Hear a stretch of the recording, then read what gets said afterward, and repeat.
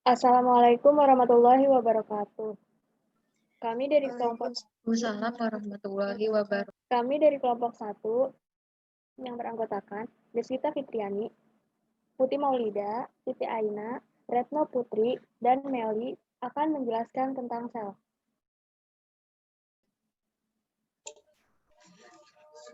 Baik, saya sebagai moderator akan memimpin jalannya presentasi kali ini. Yang pertama, yaitu akan materi yang dijelaskan, yaitu tentang sel yang akan dijelaskan oleh Deswita Fitriani. Kepada Deswita, saya persilahkan.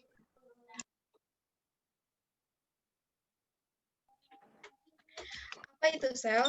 Sel merupakan unit terkecil dari makhluk hidup dan tempat terjadinya peristiwa genetis makhluk hidup. Ukuran sel itu berbeda-beda. Mulai folio, pengamatan sel tidak bisa dilakukan dengan mata telanjang. Sel hanya bisa diamati menggunakan dua jenis mikroskop, yaitu mikroskop cahaya dan elektron. Sejarah sel. Menurut Antony van Leeuwenhoek tahun 1665, Antony van Leeuwenhoek adalah orang yang pertama kali yang melihat sel tunggal dan mengamati darah, cairan mani, feses, dan email gigi. Dia membuat dan menggunakan mikroskop menyebut sel sebagai satuan kehidupan. Menurut Robert Hooke tahun 1666, melihat rongga kosong pada sayatan jaringan gabus tumbuhan kemudian dinamakan selula, mikroskop perancangan Hooke yang digunakan untuk mengamati sel tumbuhan. Menurut Scladen dan Swan tahun 1838 dan 1839, teori sel, semua makhluk terdiri dari sel-sel. Sel yaitu unit struktural dan fungsional terkecil dari semua makhluk hidup. Yang keempat, menurut Johannes Evangelista Purkinje tahun 1839, mengenalkan istilah protoplasma atau zat yang pertama kali dibentuk, tersusun dari nukleus dan sitoplasma lebih cair. Yang kelima, menurut Rudolf Virchow tahun 1858, berasal dari sel yang sebelumnya. Bagian-bagian sel dan fungsinya. Yang pertama ada membran sel, merupakan lapisan yang melingkupi permukaan luar sel, ditemukan di semua makhluk hidup. Di tumbuhan itu terletak setelah dinding sel. Kalau di hewan itu bagian terluar sel tersusun atas kolesterol. Strukturnya lapis ganda yang terdiri dari fosfolipid dan protein bersifat selektif permeable. Fungsinya pelindung, mengontrol keluar masuknya materi ke dan dari sel, pembatas antara sel dengan lingkungan, mengatur homeostatis. Yang kedua ada dinding sel, yaitu lapisan terluar yang berfungsi sebagai penyokong dan pelindung, ditemukan di tumbuhan, fungi, dan bakteri. Tidak ditemukan di sel hewan. Strukturnya itu tersusun atas selulosa sehingga kaku, kuat, dan keras. Mengatur keluar masuknya H2O, O2, dan CO2. Yang ketiga ada sitoplasma. Sitoplasma berisi cairan dan organel-organel yang merupakan tempat terjadinya proses metabolisme berlangsung. Tidak termasuk nukleus, membran sel, dan dinding sel.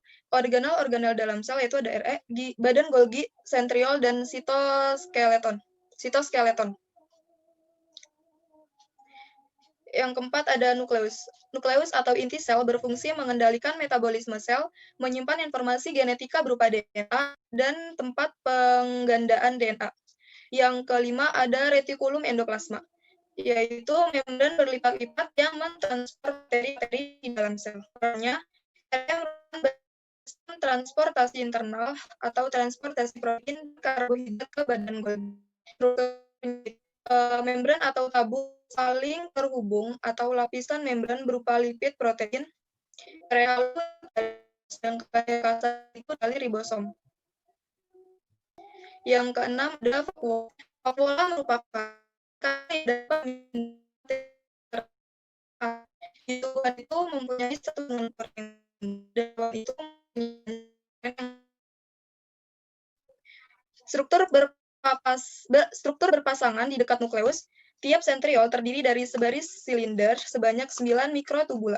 Fungsinya itu untuk memisahkan kromosom selama dan ada juga yang terdapat bebas di dalam sitoplasma. Kedelapan ada sitoskeleton. Terdiri atas 3 jenis serabut berbeda, mikrofilamen, mikrotubulus, dan filamen antara. Fungsinya yaitu kekuatan sel, mempertahankan bentuk sel, pergerakan organel dalam sel. Bisa dilihat gambarnya. Next. Ada badan Golgi. strukturnya itu terdiri dari tumpukan kantong-kantong pipih. Fungsinya untuk memodifikasi protein yang dibuat sel atau membungkus ditambahkan karbohidrat. Selanjutnya protein yang dimodifikasi dikeluarkan dalam bentuk vesikel. Selanjutnya ada plastida. Plastida hanya terdapat pada sel tumbuhan. Terdapat 3 macam plastida. Yang pertama ada kromoplas. Kromoplas itu plastida berwarna karena mengandung pigmen. Yang kedua ada leukoplas. Plastida berwarna putih berfungsi menyimpan amilum. Amiloplas, ada minyak, elaiplas, dan protein alveoroplas. Yang ketiga ada kloroplas, yaitu plastida yang mengandung kloroplas. Selanjutnya ada mitokondria. Mitokondria yaitu organel penghasil energi, memproduksi ATP menggunakan energi yang disimpan di molekul seperti kacang dan ganda, membran luar memecah molekul gula atau glukosa untuk menghasilkan energi. Selanjutnya, sel prokariotik. Sel prokariotik merupakan sel yang tidak memiliki membran inti, sehingga materi genetik di dalamnya belum terpisah dengan bagian sel lainnya. Contoh organisme yang memiliki sel prokariotik adalah Archaebacteria, Eubacteria, dan Cyanobacteria. Selain inti sel, sel prokariotik memiliki dinding sel, membran plasma, ribosom, plasmid, dan organel pergerakan. Sel eukariotik merupakan sel yang sudah memiliki membran inti. Hal ini terbukti dengan terbungkusnya DNA serta RNA dengan membran inti, sehingga terpisah dengan organel sel lainnya. Contohnya sel hewan dan sel tumbuhan.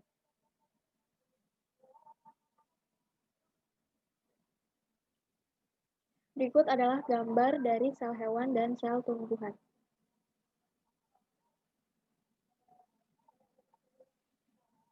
Perbedaan sel hewan dan sel tumbuhan adalah sel tumbuhan memiliki dinding sel, sedangkan sel hewan tidak. Sel tumbuhan mempunyai vakuola yang besar, tetapi sel hewan tidak mempunyai vakuola. Sel tumbuhan memiliki plastida seperti kloroplas, kromoplas, dan leukoplas. Sedangkan sel hewan tidak memiliki plastida. Sel tumbuhan tidak memiliki sentriol, sedangkan sel hewan memiliki sentriol. Sel tumbuhan mempunyai bentuk yang tetap, sedangkan sel hewan tidak mempunyai bentuk yang tetap.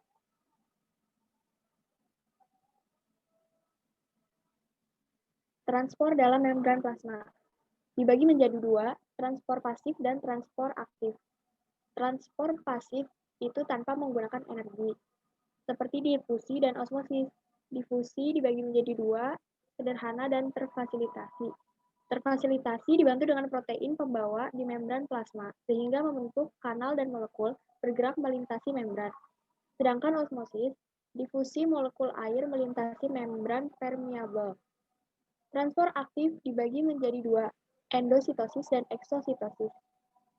Endositosis yaitu memakan atau fagositosis dan meminum atau pinositosis. Sedangkan eksositosis yaitu memuntahkan.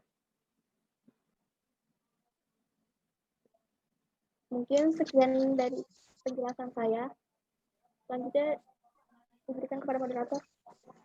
Baik, selanjutnya sesi tanya jawab kepada penanya yaitu Retno dan Meli. Saya persilahkan.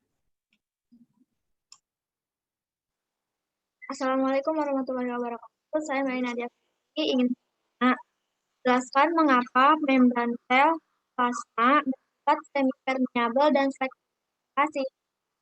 Assalamualaikum warahmatullahi wabarakatuh. Saya Reta Putri Salsabila, izin bertanya. Pertanyaannya adalah, jelaskan yang dimaksud dengan lisosom berperan sebagai autolisis. Terima kasih. Saya akan menjawab pertanyaan Meli, yaitu jelaskan mengapa membran sel plasma bersifat semipermeabel dan selektif. Membran sel bersifat semipermeabel yaitu artinya beberapa zat dapat melalui sel. Sedangkan yang bersifat selektif itu artinya hanya zat-zat tertentu yang dibutuhkan sel saja yang dapat melalui sel, sehingga zat-zat berbahaya tidak dapat melalui membran sel. Dimaksud dengan lisosom berperan sebagai autolisis. Nah, autolisis itu penghancuran diri sel dengan cara membebaskan semua isi lisosom di dalam sel. Retno, apakah Sudah jelas? Sudah jelas.